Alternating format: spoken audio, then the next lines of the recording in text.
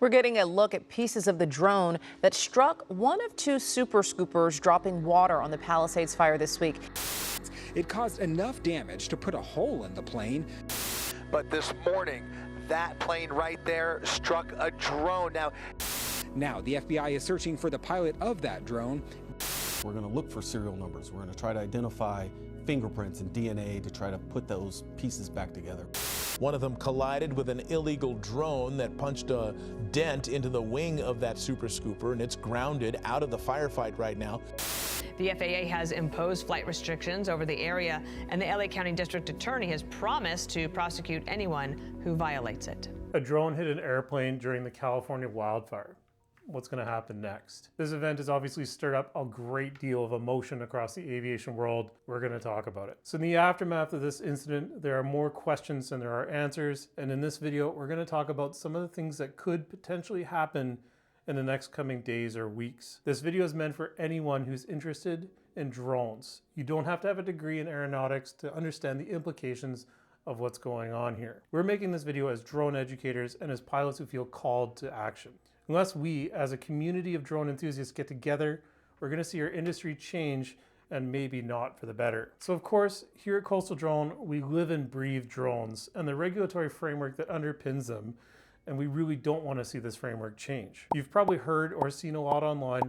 There are a lot of emotions, hot takes, and thoughts on this issue. Some of these have, of course, stirred up frustration, disappointment, or even downright anger. So like I said, let's take a look at what happens next. Part 1, the impact on firefighting and emergency response. First off, the reason why we speak so passionately about this topic is the real human cost that is associated with this collision. Someone's going to pay a bill. So what does that cost? And what happens next with the firefighting and emergency response that's going on in California right now? The aircraft, a Canadair CL-415 water bomber, also known as a super scooper, came from Quebec and it sustained damage to its left wing. Luckily though, the damage is repairable and currently parts are being installed. In an interview on Monday morning, Quebec Transport Ministry spokesperson Sarah Bensaudouin said the aircraft is still grounded, but the repairs are almost complete. Now, of course, these repairs will likely cost tens of thousands of dollars, and meanwhile, the crew are sitting on the ground, unable to help fight this fire. Speaking of the crew, these men and women are performing a selfless and dangerous job. These types of water bombing missions are very dangerous, and they do require a high degree of technical skill and precision. We've said it before, even last week, but it bears repeating. An incident like this could be catastrophic. A few feet to one direction and the crew could have been killed. This could have gone right through the cockpit window. But let's talk about the effect on the actual firefighting operation. So as of filming, firefighting authorities are expecting strong Santa Ana winds to fuel the already raging fires in the Palisades. These winds blow strongly down the mountains of coastal California and will blow flames and embers, further spreading the fire. Authorities still haven't contained these fires, and they had a narrow window to make some headway, which of course was delayed by this drone incident. The CL-415 are some of the precious few aircraft on site that are capable of scooping seawater. It makes them extremely important for firefighting in an area that has seen record dry periods. The reality is that firefighting operations have been dramatically impacted. This is going to cost money, time, property, and lives. Let's talk about the drone pilot. We want to start this conversation about the pilot by saying that authorities have not yet made contact with the pilot, and secondly, we don't know why the pilot was conducting this flight in the first place. There could have been legitimate reasons why the pilot chose to fly their drone here. For example, they could have been trying to find a safe path out of the affected area. They could have been looking for a lost pet, or something more legitimate than just getting the shot for Instagram. We don't know the full circumstances, but at the same time, it's very clear that this was an illegal drone flight.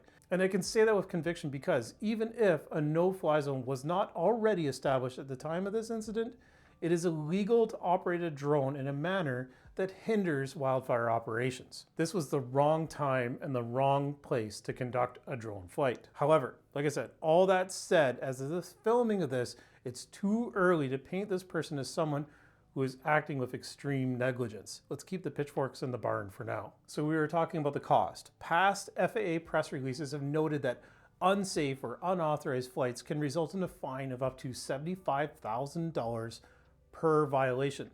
This means that every time you take off illegally, you press that buy button on a $75,000 fine. Further, in an email to the CBC, the FAA stated that someone using an aircraft to interfere with firefighting operations could face up to a 12-month prison sentence. So no matter what ends up being the pilot's motivation for this flight, we're pretty sure they're going to see some pretty stark consequences. In fact, we might all see some consequences for this flight. Let's talk about what happens next for drone laws. So what are those consequences? Let's be real here. We can't know exactly what may happen, but we need to talk a little bit about what could happen in the near future for the drone industry.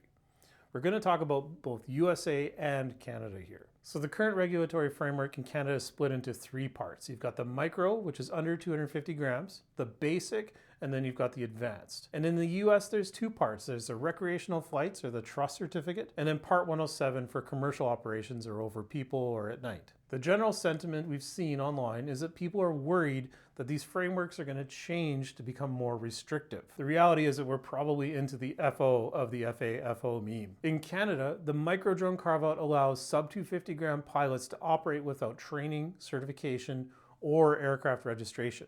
Canadians have some pretty broad privileges that allow the drone industry to flourish without that many hoops to jump through. The burning question though is, could incidents like this prompt the government to take a look at the microdrone laws in Canada? And when we say take a look, we mean revisiting those regulations to either take away privileges or increase the rules for microdrone pilots. The same goes for America. Could the regulators change the procedures or the training requirements for new drone pilots? This is a struggle for people like me and my team to speculate on because we're coming from traditional aviation. We've been trained and we've been told that aviation laws are written in the blood of past mistakes, and the purpose of these laws are to protect human lives. That said, we're making this video and we're on this channel because we see immense potential for new careers in aviation, especially in the drone space. Someone could have a long, profitable career in aviation and never touch a helicopter or an airplane. The world of aviation is changing rapidly. So what could happen to these drone laws? To know that, or to even hazard a guess, we need to know what the root cause of this incident was. An incident like this is rarely caused by just one thing. This is referred to as the Swiss cheese model. Multiple holes in the layer of safety cheese need to line up to allow the incident to push through. In this case, some potential factors or layers of cheese are going to include poor or inaccurate geofencing and or pilot awareness and decision making. When it comes to the geofencing side, this is something that happens on both the hardware and software side of the drone itself. So we've seen a lot of comments on videos suggesting that DJI, the drone manufacturer, should have prevented this drone from even taking off. Let's talk about that. So in most circumstances, DJI FlySafe, or the system that prevents drones from flying into most controlled airspace surrounding airports, is preloaded onto the drone and is only updated when a pilot does a firmware update on the drone. The reality is this database update is skippable, and the drone pilot can either ignore the notices or just never connect the drone to the internet after they've done that first initial activation. Just yesterday, we took a look at DJI's FlySafe map, and in this situation, there are now actually blue activation zones surrounding the Palisades fire that are actually bigger than the actual restricted airspace zones in place. We're not sure, and we didn't really have time to confirm it before this video, but it seems like this is the first time we've seen a TFR get published to DJI's FlySafe. If you know of other circumstances of this happening, please let us know in the comments. And while it's great that DJI has done this database update, like I just said though, the pilot can ignore the update and continue to fly. And in any case, what DJI has done now did not prevent this incident from happening already. And it's not that it's up to DJI anyway. The responsibility of the decision to fly it always comes back to the drone pilot. So some questions are going to need to be answered. Was this pilot aware of the temporary flight restrictions? Was the temporary flight restriction even in place already and announced? And if not, regardless, was the pilot aware of the right-of-way rules or the rules surrounding wildfire operations? Did the pilot even know how bad of an idea it was to fly this drone? This all comes back down to general airmanship. It's about being a good pilot and being a good citizen of the skies. So like we said, in order to know what might happen to the drone laws, we need to know that root cause. So if we say that the drone pilot didn't know or that they were ignorant, does that mean that stricter pilot training requirements are coming? Or maybe harder questions on the drone pilot exams? Or what about if we find that the drone pilot knew better, but just didn't care?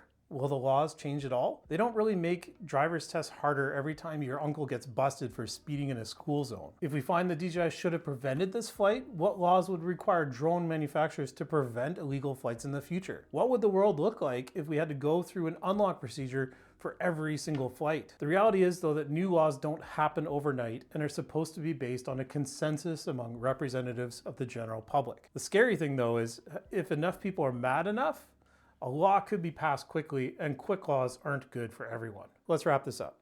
A couple points to emphasize from our end. We really don't want to see further restrictions on drones in Canada or the USA. But that being said, the only way that we can continue to enjoy the privileges of the micro category in Canada and the recreational category in the USA is if people take this seriously. Remember, the government treats drone pilots the same as pilots of other aircraft. This means that it comes with all the responsibilities of being the pilot in command. Drones are far more than just toys now.